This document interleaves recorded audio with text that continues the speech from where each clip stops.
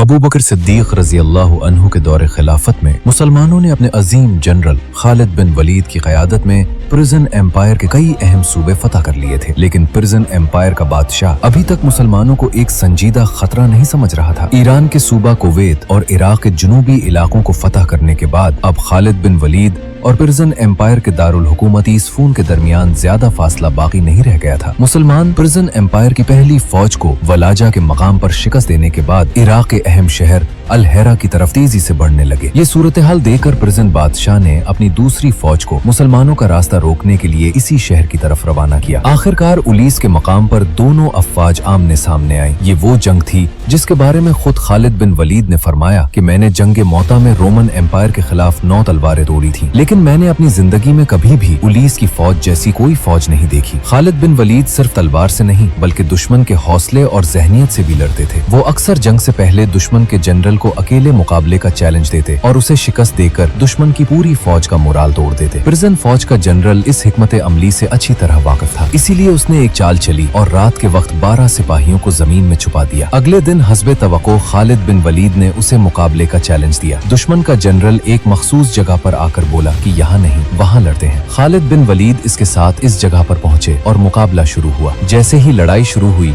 अचानक जमीन से वही 12 सिपाही निकल आए और खालिद बिन वलीद पर हमला कर दिया। एक तरफ 13 दुश्मन थे और दूसरी तरफ सिर्फ एक मुजाहिद, लेकिन अल्लाह की मदद शामिल हाल थी और नतीजा वही निकला जो निकलना था। इसके बाद दोनों फौजें पूरी शिद्दत के साथ आपस में टकरा गईं। शदीद जंग के बाद आखिरकार प्रिजन फौज मैदान छोड़कर भागने लगी और मुसलमानों ने उन्हें मुकम्मल तौर पर शिकस्त दे दी। इस जंग के बाद एक हैरान कुन वाकया पेश आया। प्रिजन फौज का एक गिरफ्तार जनरल खालिद बिन वलीद के पास आया और कहा कि हमारे एम्पायर में ये बात बहुत मशहूर हो चुकी है कि एक जंग में जब आपकी तलवार टूट गई थी तो आसमान से अल्लाह की तरफ से आपके लिए एक तलवार नाजिल हुई। इसी वजह से आपको सैफुल्लाह यानी अल्लाह की तलवार कहा जाता है। ये सुनकर वहाँ मौजूद मुसलमान मुस्कुरा दिए, लेकिन इससे ये अंदाजा जरूर होता है कि दुश्मन के दिलों में खालिद बिन वलीद का खौफ किस हद तक बैठ चुका था। इस फतह के बाद अल हेरा समेत इस इलाके के कई शहरों ने मुसलमानों के सामने हथियार डाल दिए। प्रिजन एम्पायर पर हमले से पहले अबू बकर सिद्दीक रजी अल्लाह अन्हु ने खालिद बिन वलीद को वही हिदायत दी थी जो रसूलुल्लाह सल्लल्लाहु अलैहि वसल्लम हमेशा दिया करते थे। किसी बच्चे, औरत या बूढ़े को नुकसान न पहुंचाना, कोई दरख्त न काटना और किसी का माल जबरदस्ती न लेना। खालिद बिन वलीद ने उन्हीं उसूलों को सामने रखते हुए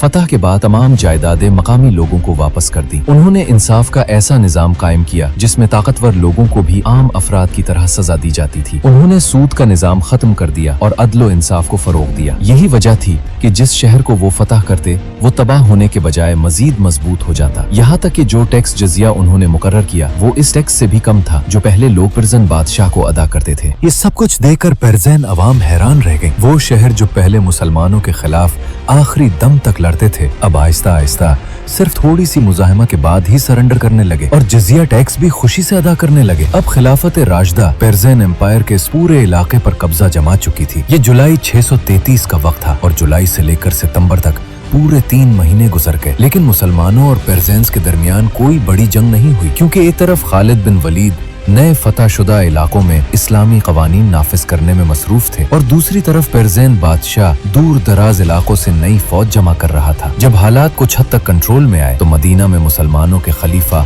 अबू बकर सिद्दीक रजी अल्लाह अन्हु ने एक अहम मीटिंग बुलाई। इस मीटिंग में उमर बिन खताब, अली बिन अबी तालिब और उस्मान बिन अफ़्फ़ान जैसे बड़े सहाबा मौजूद थे, लेकिन इस बार मौजू पेर्ज़ेन एम्पायर नहीं था बल्कि रोमन एम्पायर था। खतरा ये था कि कहीं रोमन एम्पायर इस मौके का फायदा उठाकर मुसलमानों पर हमला न कर दे। इसीलिए अबू बकर ने एक फैसला किया, एक नई मजबूत फौज फौरन तैयार की जाए ताकि दुश्मन के हमले का इंतजार करने के बजाय खुद पहले कदम उठाया जाए। सहाबा पूरे अरब में फैल गए और कुछ ही अरसे में मदीना में एक नई फौज तैयार हो गई। लेकिन अबू बकर रजी अल्लाह अन्हु ने एक अहम हिकमत अमली अपनाई। उन्होंने इस फौज को 4 हिस्सों में तकसीम कर दिया। इन 4 लश्करों के कमांडर थे अमर बिन अलास, अबू उबैदा बिन अल जर्राह, शरहबील बिन हसना और यजीद बिन अबू सुफियान। ऐसा क्यों किया गया? क्योंकि रोमन फौज तादाद में बहुत ज्यादा थी और एक साथ मुकाबला करना तकरीबन नामुमकिन था। इसलिए हिकमत अमली ये थी कि मुसलमान अपनी फौज को तकसीम करें ताकि रोमन भी मजबूर हो जाएं अपनी फौज तकसीम करने पर। ये चारों फौजें इस अंदाज में रोमन इलाके में दाखिल हुई कि अगर किसी एक को मदद की जरूरत पड़े तो बाकी फौरन उसकी मदद को पहुंच सके। दूसरी तरफ इराक में 3 महीनों से खामोशी थी, लेकिन खालिद बिन वलीद ने इस वक्त को जाया नहीं किया। वो एक छोटी फौज के साथ इराक से निकले और वापस अरब की तरफ गए, जहाँ अब भी कुछ बागी गिरोह खिलाफत के खिलाफ लड़ रहे थे। खालिद बिन वलीद ने इन बागियों को खत्म किया और फिर तेजी से वापस इराक की तरफ रवाना हो गए। जैसे ही पेर्जियन बादशाह को मालूम हुआ कि खालिद इराक छोड़ चुके हैं, उसने फौरन मौके का फायदा उठाया और 25-25 हजार के 3 बड़े लश्कर मुसलमानों के खिलाफ रवाना कर दिए। अब सूरत हाल इंतहाई खतरनाक थी, क्योंकि अगर ये तीनों फौजें आपस में मिल जाती तो एक बहुत बड़ी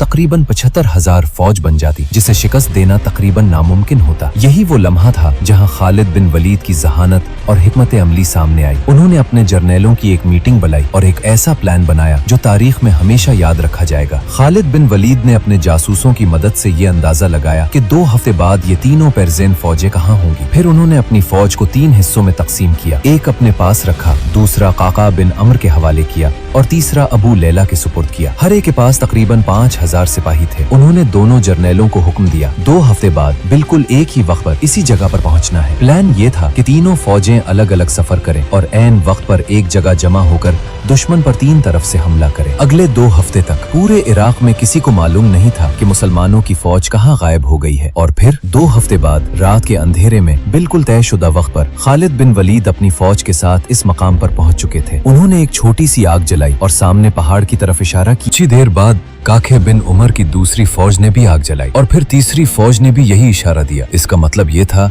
कि बगैर किसी मोबाइल या राब्ते के तीनों फौजें बिल्कुल एक ही वक्त पर एक ही जगह पहुंच चुकी थीं। जब सारी फौजें प्लान के मुताबिक इकट्ठी हो गईं, तो खालिद बिन वलीद ने हमले का हुक्म दे दिया। मुसलमानों ने 3 तरफ से ऐसा जबरदस्त हमला किया कि हजारों फारसी सिपाही कुचले गए और पर्शनस की पहली फौज मुकम्मल तौर पर खत्म हो गई। लेकिन इतनी बड़ी फतह के बाद भी मुसलमानों ने जश्न मनाने के बजाय उसी रात दोबारा मीटिंग की। उन्होंने दोबारा हिसाब लगाया कि पर्शनस की दूसरी फौज 3 दिन बाद कहाँ होगी। जब ये मकाम तय हो गया तो 3 दिन बाद मुसलमान फौजें दोबारा इसी तरह हरकत में आईं और फिर एक बार फिर तीनों फौजें बिल्कुल एक ही वक्त पर एक ही जगह पहुंच गईं। खालिद बिन वलीद ने फौरन हमले का हुक्म दिया और दूसरी फौज के साथ भी वही हुआ जो पहली के साथ हुआ था। फिर तीसरी बार भी यही हिकमत अमली अपनाई गई और तीसरी फौज भी तबाह कर दी गई। लेकिन यहाँ एक बड़ा मसला पैदा हुआ। इस तीसरी फौज में कुछ ऐसे लोग भी शामिल थे जो नए नए मुसलमान हुए थे और वो भी इस जंग में मारे गए। जब ये खबर मदीना पहुंची तो उमर इब्न अल खत्ताब को शदीद गुस्सा आया और बाद में अपने दौरे खिलाफत में उन्होंने इस वाक़े और कुछ दीगर वजूहात की बुनियाद पर खालिद बिन वलीद को उनके ओहदे से हटा दिया। तीनों फौजों को शिकस्त देने के बाद मुसलमान सीधा फैरास की तरफ रवाना हुए। ये शहर बहुत अहम था क्योंकि ये रोमन और पर्शियन एम्पायर के दरमियान एक सरहदी शहर था, बिल्कुल वैसे ही जैसे आज पाकिस्तान और इंडिया के दरमियान वाघा बॉर्डर है। जब मुसलमान इस शहर के करीब पहुंचे तो उन्होंने एक ऐसा मंजर देखा जो तारीख में पहले कभी नहीं देखा गया था। रोमन और पर्शियन जो पिछले 700 साल से एक दूसरे के दुश्मन थे, आज अपनी दुश्मनी भुलाकर मुसलमानों के खिलाफ एक हो चुके थे और दोनों की मुश्तरका फौज मुसलमानों के सामने खड़ी थी। उनके पीछे एक दरिया था जिस पर सिर्फ एक पुल मौजूद था और मुसलमानों के पास सिर्फ एक ही लाइन थी। रोमन और पर्शियन फौज ने मिलकर हमला कर दिया और ऐसा शदीद हमला किया कि मुसलमान आहिस्ता आहिस्ता पीछे हटने लगे और बहुत से मुसलमान शहीद होने लगे। ये जंग इंतहाई खतरनाक हो चुकी थी। इसी दौरान खालिद बिन वलीद ने दुआ की, ऐ अल्लाह, अगर आज तूने हमें फतह दी तो मैं मक्का जाकर हज अदा करूंगा। जंग ऐसी हालत में पहुंच चुकी थी कि निकलना तकरीबन नामुमकिन था। आखिरी कोशिश के तौर पर खालिद बिन वलीद ने एक जबरदस्त हिकमत अमली अपनाई। उन्होंने घर सवार दस्ते को हुक्म दिया कि वो मैदान जंग से दूर निकल जाए और फिर पीछे से इस पुल की तरफ जाएं जो दुश्मन के अकब में था और वहां से ऐसा हमला करें कि दुश्मन को लगे कि पीछे से एक बहुत बड़ी फौज आ गई है। जब मुसलमानों ने पीछे से हमला किया तो रोमन फौज घबरा गई और मैदान छोड़कर भागने लगी, क्योंकि खालिद बिन वलीद पहले ही कह चुके थे कि पर्शियनस के मुकाबले में रोमन कमजोर है। जब रोमन भागे तो पर्शियनस का हौसला भी टूट गया और जंग का नक्शा बदल गया और वो भी जंग छोड़कर भागने लगे।